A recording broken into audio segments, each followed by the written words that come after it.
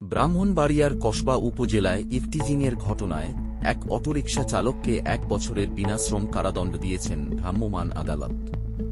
শনিবার সকাল ৯টার দিকে কুটি ইউনিয়নের আতকাপাড়া এলাকায় এ ঘটনা ঘটে। স্থানীয় সূত্রে জানা যায়, কুটি গার্লস স্কুলের ১০ম শ্রেণীর এক ছাত্রী কোচিং থেকে বাড়ি ফেরার পথে অভিযুক্ত যুবক ইব্রাহিম, বয়স ২২ বছর, তাকে অশালীন কথাবার্তা বলতে থাকেন। এক পর্যায়ে তিনি পেছন থেকে শরীর স্পর্শের চেষ্টা করলে ছাত্রী বাধা দেন। এতে তার জামা ছিঁড়ে যায় এবং ভুক্তভোগী আতঙ্কিত হয়ে পড়েন। খবর পেয়ে দ্রুত ঘটনাস্থলে ছুটে আসেন কসবা উপজেলা নির্বাহী কর্মকর্তা ও নির্বাহী ম্যাজিস্ট্রেট মোহাম্মদ সামিউল ইসলাম।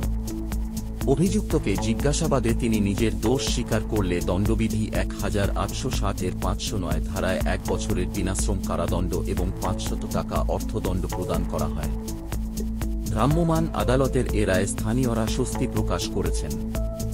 তারা জানান, এমন ঘটনাগুলো অনেক সময় প্রকাশ পায় না, ফলে অপরাধীরা পার পেয়ে যায়। তবে এবার দ্রুত বিচার হওয়ায় একটি ইতিবাচক বার্তা গেছে সমাজে।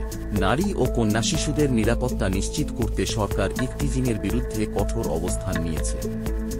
বিশেষজ্ঞরা বলছেন, আইনের পাশাপাশি সামাজিক সচেতনতা ও পারিবারিক শিক্ষার মাধ্যমে এ ধরনের অপরাধ কমানো সম্ভব।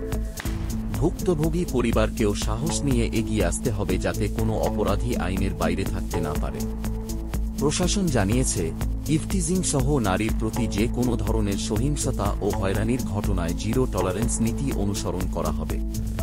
এ কাজে পুলিশ ও সাধারণ মানুষকে একসঙ্গে কাজ করার আহ্বান জানানো হয়েছে।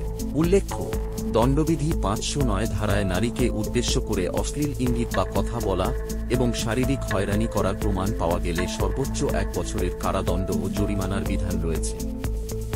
এ ঘটনায় আইনশৃঙ্খলা বাহিনী স্থানীয় জনগণকে সতর্ক থাকার আহ্বান জানিয়ে বলেছে, সমাজের প্রতিটি মানুষ যদি ইফটিজিংয়ের বিরুদ্ধে সোচ্চার হয়, তাহলে এ ধরনের অপরাধ বন্ধ করা সম্ভব। এরকম আরও আপডেট পেতে আমাদের চ্যানেলটি সাবস্ক্রাইব করুন।